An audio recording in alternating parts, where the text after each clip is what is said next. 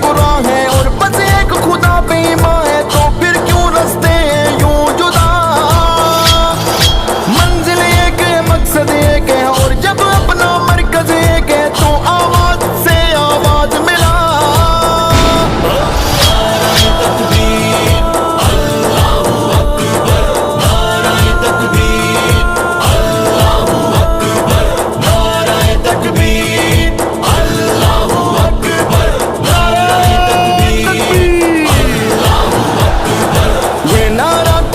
नहीं है मोमिन की ये नारा है पहचान, इस नारे की बरकत से ही मोमिन को